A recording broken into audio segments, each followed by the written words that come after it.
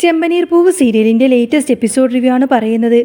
അങ്ങനെ ശ്രുതിയെയും സുധിയെയും മുറിയിൽ നിന്നും പുറത്താക്കിക്കൊണ്ടതിന് ചന്ദ്രമതി സച്ചിക്കും രേവതിക്കും ആ ഒരു റൂം അങ്ങ് വിട്ടുകൊടുക്കുകയാണ്. രേവതിക്കും സച്ചിക്കും അത് വിശ്വസിക്കാൻ പോലും ആവുന്നില്ല. അമ്മയ്ക്ക് ഇതെന്താ ഒരു മാറ്റം? ചന്ദ്രമതി മുറിയിൽ നിന്നും അങ്ങോട്ടേക്ക് പോയി കഴിഞ്ഞപ്പോൾ സച്ചി രേവതിയോട് പതുക്കെ പറഞ്ഞു, രേവതി നീ എന്നൊന്ന് നുള്ളിക്കേ. രേവതി ചോദിച്ചു, എന്തിനാ സച്ചിയേട്ടാ? അല്ല, ഇത് സ്വപ്നമാണോ അതോ സത്യമാണെന്ന് അറിയാൻ വേണ്ടിയിട്ടാണെന്ന് രേവതി പറഞ്ഞു. ശ്രുതിയുടെ കള്ളത്തരങ്ങളൊക്കെ പിടികൂടിയതോടുകൂടെ തന്നെ അമ്മക്ക് നല്ല മാറ്റം വന്നിട്ടുണ്ട്. സച്ചി പറഞ്ഞു, അതെ അതെ, നല്ല മാറ്റമാണ്. എന്നാലും ഇത്ര പെട്ടെന്ന് ഇങ്ങനെ മാറ്റം ഞാൻ ഒട്ടും തന്നെ പ്രതീക്ഷിച്ചില്ല. അല്ല, ഇത്രയും കാലം നമ്മൾ കല്യാണം കഴിഞ്ഞിട്ട് ഒരു മുറി പോലും ഇല്ലാതെ പുറത്ത് കിടക്കുമായിരുന്നില്ലേ? ആ സമയത്ത് ശ്രുതിയും സുധിയുമൊക്കെ മുറിക്കകത്തിങ്ങനെ സുഖിച്ച് കിടക്കുമായിരുന്നു. രേവതി പറഞ്ഞു, അത് ശരിയാ. എന്നാലും എനിക്കൊരു സങ്കടമുണ്ട്. എന്താ? പെട്ടെന്നൊരു ദിവസം ശ്രുതിയെ ഒന്നുമില്ലാതാക്കിയില്ലേ എന്ന്. രേവതി, അങ്ങനെ സെന്റിമെന്റ്സ് വെച്ചുകൊണ്ടിരുന്നിട്ടൊന്നും ഒരു കാര്യവുമില്ല. നിന്നോട് ഇത്രയെങ്കിലും അലിവുണ്ടായിരുന്നോ ആ പാർലറിടത്തേക്ക്? ഇല്ലല്ലോ. എന്തൊരു അഹങ്കാരമായിരുന്നു. പോരാത്തതിന് സുധിയുടെ കാര്യമൊന്നും ഓർത്തു നോക്കിക്കേ, എന്തൊരു ജാടയായിരുന്നു. ഷോപ്പ് വാങ്ങിക്കഴിഞ്ഞപ്പോൾ എൻ്റെ അമ്മായപ്പൻ തന്ന പണമാണെന്നൊക്കെ പറഞ്ഞുകൊണ്ടതിന് ഇവിടെ കിടന്ന് അഹങ്കരിച്ചില്ലേ? ഒടുവിൽ നല്ല ഇടിവെട്ട് പണി തന്നെ അവന് കിട്ടിയില്ലേ? ആ നീലിമയെ കാണാൻ തോന്നിയ ആ സമയം ഇതാ പറഞ്ഞത്, ദൈവം നമ്മളോടൊപ്പം ഉണ്ട് എന്ന്. രേവതി പറഞ്ഞു, ശരിയാണ്, അമ്മക്ക് നല്ല മാറ്റമുണ്ട്. എന്താണെന്ന് എനിക്കറിയില്ല. അപ്പോഴേക്കും സച്ചി പറയുന്നുണ്ട്, ഇങ്ങനെ വേണം മുന്നോട്ട് പോവാന്. പക്ഷേ ഇത്ര കാലത്തേക്കാണെന്നൊന്നും അറിയില്ലല്ലോ സച്ചിയേട്ടാ. ചിലപ്പോൾ കുറച്ച് കഴിയുമ്പോൾ അമ്മക്ക് നല്ല മനമാറ്റം ഉണ്ടായാലോ? ഇനി പെട്ടെന്നൊന്നും മനമാറ്റം ഉണ്ടാവാനൊന്നും വഴിയില്ല. ഈ പറയുന്ന പാർലറേട്ടത്തിയുടെ അച്ഛൻ ജയിലിലാണെന്നല്ലേ പറഞ്ഞത്? അതുമല്ല, ഇതുവരേറ്റവും പണമൊന്നും വന്നിട്ടും ഇല്ലല്ലോ. അല്ല, ഇനിയിപ്പോൾ ശ്രുതി അങ്ങനെ പണം കൊണ്ടു കൊടുക്കുകയാണെങ്കിലോ? എവിടെ നിന്ന് കൊണ്ടു കൊടുക്കാനാ? എനിക്ക് തോന്നുന്നത് എന്തോ വലിയ കള്ളത്തരമുണ്ടെന്നാണ്. അത് രണ്ടുപേരും കൂടെ ഒളിപ്പിച്ചു വെച്ചിരിക്കുകയാണെന്നാ തോന്നുന്നത്. ആരോടും ഒന്നും തന്നെ പുറത്തു പറയാതെ. അല്ലെങ്കിലും ഇത്രയും വലിയ കള്ളത്തരം അവർ കാണിക്കോ? എത്ര നാളായി ശരിക്കും പറഞ്ഞിട്ടുണ്ടെങ്കിൽ ആ കടയുടെ ആ ഒരു കസേരയിൽ, മാനേജർ കസേരയിൽ ഇരിക്കുന്നത് ആരാണെന്നറിയാമോ? എൻ്റെ അച്ഛൻ ഇരിക്കേണ്ട കസേരയാണത്. വൈകാതെ തന്നെ കണ്ടോ, അച്ഛനെ ഞാൻ അവിടെ ഇരുത്തും. അല്ലെങ്കിലും ഇവിടെ ഈ പറയുന്ന സുധിക്ക് ഇരിക്കാൻ എന്ത് യോഗ്യതയാണുള്ളത്? എൻ്റെ അച്ഛൻ്റെ അധ്വാനത്തിൻ്റെ ഫലമാണ്, എൻ്റെ അച്ഛൻ്റെ വിയർപ്പിൻ്റെ ഫലമാണ് അവനിപ്പോൾ ഈ അനുഭവിച്ചുകൊണ്ടിരിക്കുന്നത്. എന്നിട്ടോ അതിനകത്ത് നിന്ന് കിട്ടുന്ന ലാഭം കൊണ്ട് എന്തൊക്കെ അഹങ്കാരാവൻ കാണിച്ചുകൊണ്ടിരുന്നത്. ഇതൊക്കെ കേട്ടപ്പോൾ രേവതി പറയുന്നുണ്ട്, ശരിയാ സച്ചിയേട്ടാ, ശരിക്കും പറഞ്ഞാൽ അച്ഛൻ്റെയാണ് ആ കട. നമ്മളെല്ലാവർക്കും അവകാശപ്പെട്ടത് തന്നെയാണത്. സച്ചി പറയുന്നുണ്ട്, അതെ അതെ, അതൊക്കെ എനിക്കറിയാം. അങ്ങനെ വെറുതെ വിടാനൊന്നും ഞാൻ ഉദ്ദേശിച്ചിട്ടില്ല. കിട്ടിയ അവസരം മുതലാക്കാൻ തന്നെ ഞാൻ തീരുമാനിച്ചിട്ടുണ്ട്. ഈ സമയത്തിന് ചന്ദ്രമതി മുറിയിലേക്ക് വന്നു. രവീന്ദ്രൻ ചോദിക്കുന്നുണ്ട്, നീ ഇത് ഇത്രയും എവിടെയായിരുന്നു എന്ന്. അതെ, ഞാൻ സച്ചിക്കും രേവതിക്കും കൂടി ശ്രുതിയുടെയും സുധിയുടെയും മുറി കൊടുക്കാൻ പോയതാണ്. സച്ചിക്കും രേവതിക്കും? അതെ.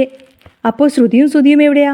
അവരോട് പുറത്ത് പൂജാമരുടെ അവിടുത്തെ ഇത്തിരി സ്ഥലമുണ്ടല്ലോ, അവിടെ പോയി കിടന്നോളാൻ പറഞ്ഞു. നിനക്കെന്താ ചന്ദ്രയെ പറ്റിയത്? പിന്നല്ലാതെ, അവർ കാണിച്ച കള്ളത്തരത്തിനൊക്കെ ഞാൻ അവരെ ഇനി മുറിയിൽ കയറ്റി കിടത്തണോ? ഒരിക്കലുമില്ല. അവളെക്കാളും 100 വട്ടം ഭേദം രേവതി തന്നെയാണ്.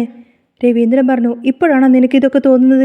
നിന്നോട് ഞാൻ എത്ര തവണ പറഞ്ഞിട്ടുണ്ട്, എന്നിട്ടോ നീ അതൊക്കെ വിശ്വസിച്ചോ? മക്കളെ എല്ലാവരെയും ഒരുപോലെ കാണണമെന്ന് ഞാൻ പറഞ്ഞതാണ്. എന്താണെങ്കിലും രേവതി മോളുടെ വീട്ടിൽ കുറച്ച് പണത്തിന് കുറവുണ്ടെന്നേ ഉള്ളൂ. ഇതുപോലെയുള്ള കള്ളത്തരങ്ങളൊന്നും അവൾ ഇതുവരെ കാണിച്ചിട്ടില്ല. അതുമാത്രമല്ല, ഈ കുടുംബത്തോട് അവൾക്ക് എത്രമാത്രം ആത്മാർത്ഥമായിട്ട് സ്നേഹമാണെന്ന് നീ കണ്ടതല്ലേ? ഇന്ന് തന്നെ നിന്റെ മരുമോൾ ശ്രുതി കാണിച്ചു വെച്ചതൊക്കെ നീ കണ്ടതല്ലേ? വായിൽ വെച്ച് കഴിക്കാൻ കൊള്ളാവുന്ന ആഹാരം ഉണ്ടാക്കിയോ അവള്? ചന്ദ്രേ, ഇത്രയും കാലം രേവതി ഉണ്ടാക്കുന്ന ആഹാരത്തിന് നീ കുറ്റം പറയായിരുന്നില്ലേ? ഇന്ന് പഠിച്ചില്ലേ എങ്ങനെയാ അവൾ ആഹാരം ഉണ്ടാക്കിയതെന്ന്? ശ്രുതി ഉണ്ടാക്കിയത് ഒരു നേരം കഴിച്ചപ്പോൾ തന്നെ നിനക്ക് മനസ്സിലായല്ലോ. അപ്പോഴേക്കും ചന്ദ്രമതി പറഞ്ഞു, അവൾ മനഃപൂർവ്വം പണി തന്നതെന്ന എനിക്ക് നല്ല സംശയമുണ്ട് രവിയേട്ടാ. നാളെ ആവട്ടെ, അവൾക്കിട്ട് ഞാൻ പണി വെച്ചിട്ടുണ്ട്. ആ സമയത്തിന് രവീന്ദ്രൻ പറഞ്ഞു, അതെ, കൂടുതലൊന്നും പറയാൻ പോവണ്ട. ഇങ്ങനെ ഞാൻ വെറുതെ വിടാനൊന്നും ഉദ്ദേശിച്ചിട്ടില്ല രവിയേട്ടാ. സുധിയെ ഇങ്ങനെ ആക്കി മാറ്റിയതൊക്കെ അവൾ ഒരൊറ്റ ഒരുത്തിയാണ്. അല്ലെങ്കിൽ അവൾ നല്ലവളാണെങ്കിൽ അവൾ ആദ്യമേ തന്നെ കാര്യങ്ങളൊക്കെ എന്നോട് തുറന്നു പറയാമായിരുന്നില്ലേ? ആ പണം കിട്ടിയ ഉടനെ തന്നെ അവൾ എന്നോട് പറയേണ്ടതായിരുന്നു. എന്നിട്ടോ അവൾ അതിൻ്റെ പലിശ സഹിതം വാങ്ങിച്ചിട്ട് ഒളിപ്പിച്ചു വെച്ചു. അവളുടെ അച്ഛൻ്റെ വീട്ടിൽ നിന്ന് കൊണ്ടുവന്നതാണെന്നൊക്കെ പറഞ്ഞിട്ട് കാണിച്ചു കൊടുക്കുന്നുണ്ട്. ഞാൻ ഈ ചന്ദ്രമതി ആരാണെന്ന് അവൾ ഇനി അറിയാൻ പോകുന്നതേയുള്ളൂ. ഇതേ സമയത്തിന് രവീന്ദ്രൻ പറഞ്ഞു, ഇപ്പോൾ നീ ചെയ്യുന്നതൊക്കെ നല്ല കാര്യങ്ങൾ തന്നെയാണ്. കുറച്ച് നേരത്തെ തന്നെ നീ ഇതൊക്കെ ചെയ്യേണ്ടതായിരുന്നു.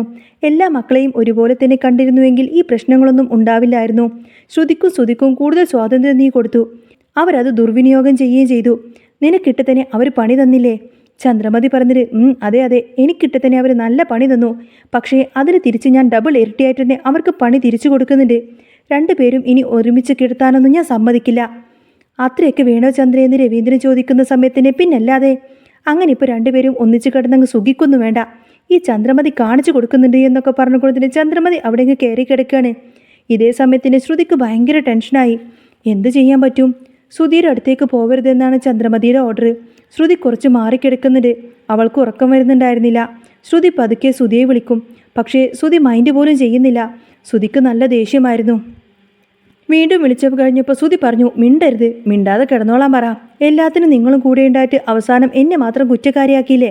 പകൽ മുഴുവൻ പണിയെടുത്തിട്ട് നടു ഒടിഞ്ഞു. അവസാനം രാത്രിയെങ്കിലും കുറച്ച് സ്വസ്ഥതയോടെ സമാധാനത്തോടെ കിടക്കാനൊന്നും മുറിയിലേക്ക് പോയതാ. അപ്പം നിങ്ങളുടെ അമ്മ കാണിച്ചു വെച്ച പരിപാടി നിങ്ങൾ കണ്ടല്ലോ. ശ്രുതി പറയുന്നുണ്ട്, എനിക്ക് എന്ത് ചെയ്യാൻ പറ്റും ശ്രുതി? അമ്മ എന്തെങ്കിലും പറഞ്ഞിട്ടുണ്ടെങ്കിൽ അനുസരിക്കാതിരിക്കാൻ പറ്റില്ലല്ലോ. പിന്നെ ഒരു കുമ്മ വന്നിരിക്കുന്നു. എനിക്ക് നല്ല ദേഷ്യം വരുന്നുണ്ട്. പിന്നെ എന്ത് ചെയ്യാൻ പറ്റും? ശ്രുതിക്ക് കൂടുതലൊന്നും പറയാനും പറ്റില്ല. വീട്ടിൽ നിന്നും ഇറക്കി വിട്ടാൽ പിന്നെ എന്ത് ചെയ്യും? പണം ഉണ്ടായിരുന്നെങ്കിലല്ലേ പോകാൻ പറ്റത്തുള്ളൂ. വല്ല കോടീശ്വരി പുത്രിയാണെന്നൊക്കെയാ പറയുന്നത്. പക്ഷേ 5 പൈസ കയ്യിലില്ല എന്ന കാര്യം ശ്രുതിക്കല്ലേ അറിയത്തുള്ളൂ. പോവാൻ ഒരിടമില്ല താനും. വീട്ടിലെ അവസ്ഥ അതിനേക്കാൾ ദയനീയമാണ്. അതുകൊണ്ട് മാത്രമായിരിക്കും ശ്രുതി അവിടെ തന്നെ ഇങ്ങനെ കടിച്ചു പിടിച്ച് നിൽക്കുന്നത്. ആ സമയത്തിന് ശ്രുതി പറയുന്നുണ്ട്, ശ്രുതി എല്ലാം ശരിയാവും. ഓ പിന്നെ ശരിയാവും. ഇങ്ങനെ പോയിട്ട് എല്ലാം ശരിയാവുന്ന ലക്ഷണം കാണുന്നില്ല. ഒരു കാര്യം ഞാനങ്ങ് പറഞ്ഞേക്കാം, നാളെ മുതൽ ഇവിടുത്തെ അടിമവേല ചെയ്യാനൊന്നും എന്നെ കിട്ടില്ല. ശ്രുതി പറഞ്ഞു, എനിക്ക് ആഗ്രഹമില്ലാഞ്ഞിട്ടൊന്നുമില്ല ശ്രുതി. നിന്നെ കൊണ്ട് ജോലി ചെയ്യിപ്പിക്കാതിരിക്കാൻ വേണ്ടിയിട്ട് എന്ത് ചെയ്യും? എനിക്കെന്ത് ചെയ്യാൻ പറ്റും? അമ്മ സമ്മതിക്കണ്ടേ? അമ്മ പറയുന്നതൊക്കെ അനുസരിച്ചല്ലേ മതിയാവൂ. ദേ ശ്രുതി, നീ കിടന്നുറങ്ങാൻ നോക്ക്. ശ്രുതി പറഞ്ഞു, ഞാൻ അങ്ങോട്ടേക്ക് വരട്ടെ. ദേ അടങ്ങി കിടന്നോളണം. എനിക്കാണെങ്കിൽ ഇവിടെ കിടന്നിട്ട് ഉറക്കം വരുന്നില്ല. ശ്രുതിക്ക് നിലത്ത് കിടന്നിട്ട് ഒട്ടുന്നിനെ ഉറക്കം വരുന്നില്ല. കുറച്ച് കഴിയുമ്പോൾ അങ്ങ് ഉറങ്ങിക്കോളും. ക്ഷീണമില്ലാത്തത് കൊണ്ടാണ്. എനിക്ക് നല്ല ക്ഷീണമുണ്ട്, ഞാൻ ഉറങ്ങാൻ പോവാണെന്നൊക്കെ പറഞ്ഞ് ശ്രുതി അവിടെയൊക്കെ പുതച്ച് കിടക്കും. കൊതുകിൻ്റെ ശല്യമൊക്കെ നല്ല രീതിയിലുണ്ടായിരുന്നു. ശ്രുതി കുറച്ചു നേരം ഇങ്ങനെ എഴുന്നേറ്റ് നോക്കി. ഒരു രക്ഷയുമില്ല. അമ്മ എങ്ങാനും ഇടയ്ക്ക് കയറി ഇങ്ങോട്ടേക്ക് വന്നാലോ? അമ്മയുടെ സ്വഭാവമായതുകൊണ്ട് തന്നെ ഇടയ്ക്ക് ഇങ്ങോട്ടേക്ക് കയറി വരും. രണ്ടുപേരും ഒരുമിച്ചാണ് കിടക്കുന്നത് എന്നൊക്കെ നോക്കും. ഈ ജന്മത്തിൽ ഇനി രണ്ടുപേരെയും കൂടി ഒരുമിച്ച് കിടത്തില്ല എന്നാണ് അമ്മ പറഞ്ഞിരിക്കുന്നത്. ദൈവമേ, അങ്ങനെയാണെങ്കിൽ എങ്ങനെ ശരിയാവും? ആകെപ്പാടെ ടെൻഷനും വെപ്രാളൊക്കെ ആയിരുന്നു ശ്രുതിക്ക്. ഇതേ സമയത്ത് തന്നെ വർഷക്ക് ഭയങ്കര സന്തോഷമായി. വർഷ ശ്രീകാന്തിനോട് വന്ന് പറയുന്നത്, ശ്രീകാന്തെ, എനിക്കിപ്പോഴാണ് ശരിക്കൊന്ന് സന്തോഷമായത്. അമ്മ എന്താണെങ്കിലും നല്ല ഇടവിട്ട് പണി തന്നെ ശ്രുതിയടുത്തേക്ക് കൊടുത്തിരിക്കുന്നത്. ശ്രീകാന്ത് പറയുന്നുണ്ട്, അമ്മയുടെ ഒരു മാറ്റം എനിക്ക് ചിന്തിക്കാൻ പോലും പറ്റുന്നില്ല വർഷേ. ദേ അവരുണ്ടല്ലോ, നമ്മൾ ഉദ്ദേശിക്കുന്ന ആളൊന്നുമല്ല. എന്തൊക്കെയോ കള്ളത്തരങ്ങൾ ഒളിപ്പിച്ച് വെക്കുന്നുണ്ട്. ശ്രീകാന്തെ, ഈ ശ്രുതിയേട്ടത്തി ഇല്ലെങ്കിലുണ്ടല്ലോ ഇതുപോലുള്ള കള്ളത്തരങ്ങളൊന്നും കാണിക്കത്തില്ല. ശ്രുതിയേട്ടത്തിയേക്കാളും പെരുത്ത കള്ളനാണെന്ന് തോന്നുന്നു ശ്രുതിയേട്ടൻ. അതെ, ശരിക്കും അത് പലപ്പോഴും എനിക്കും തോന്നിയിട്ടുണ്ട്. ഇപ്പം അതേതായാലും പൂർത്തിയായി. അമ്മ ഇപ്പോൾ ചെയ്യുന്ന പ്രവൃത്തികളൊക്കെ എനിക്കിഷ്ടപ്പെട്ടു. അവർക്ക് സന്തോഷമായിരുന്നു. പിറ്റേ ദിവസം രാവിലെ തന്നെ ചന്ദ്രമതി എഴുന്നേറ്റ് നോക്കുമ്പോൾ ശ്രുതിയാണെങ്കിൽ മൂടി പൊതിച്ചിങ്ങനെ കിടക്കുന്നത് കണ്ടു. ചന്ദ്രമതി ചെന്ന് ശ്രുതിയെ വിളിച്ചു. എടി എണീക്കടി, ഇവിടെ നിന്ന് എഴുന്നേക്കടി. ശ്രുതി പെട്ടെന്നെ പേടിച്ചുകൊണ്ട് ചാടി എഴുന്നേറ്റു. കണ്ണ് തിരുമ്മിങ്ങനെ നോക്കുന്ന സമയത്തിന്, ഹോ എന്തൊരു ഉറക്കമായത്, നേരം വെളുത്തതും നീ അറിഞ്ഞില്ലേടി? അല്ല ആൻറ്റി, അത് പിന്നെ ക്ഷീണം കാരണം. മര്യാദയ്ക്ക് എഴുന്നേറ്റോ? അത് പിന്നെ രാത്രി കൊതുകിൻ്റെ ശല്യമൊക്കെ ഉള്ളത് കൊണ്ട് തന്നെ കുറച്ച് താമസിച്ചാണ് ആൻറ്റി കിടന്നുറങ്ങിയത്. ഉറങ്ങാനേ പറ്റിയിട്ടുണ്ടായിരുന്നില്ല. പോടി, അതൊന്നും എനിക്കറിയേണ്ട കാര്യമൊന്നുമില്ല.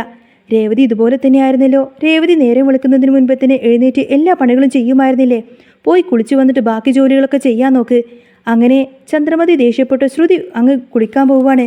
കുളിയെല്ലാം കഴിഞ്ഞ് വന്നപ്പോൾ ചന്ദ്രമതി പറയുന്നുണ്ട്, പോയി ചായ എടുത്തുകൊണ്ട് വാടി. അല്ല അത് എന്ത്? ഞാൻ നിന്നോടല്ലേടി പറഞ്ഞത്.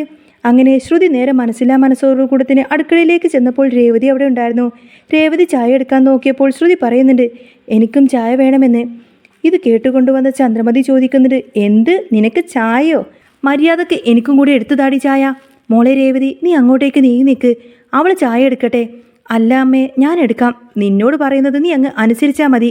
അങ്ങനെ രേവതിയെ മാറ്റി നിർത്തിക്കൊണ്ട് തന്നെ ശ്രുതി അടുക്കളയിലേക്ക് അങ്ങ് കയറ്റുകയാണ് ചന്ദ്രമതി. ശ്രുതി ചായ എടുക്കുകയാണ്. എടുക്കാതിരിക്കാനൊന്നും പറ്റില്ലല്ലോ.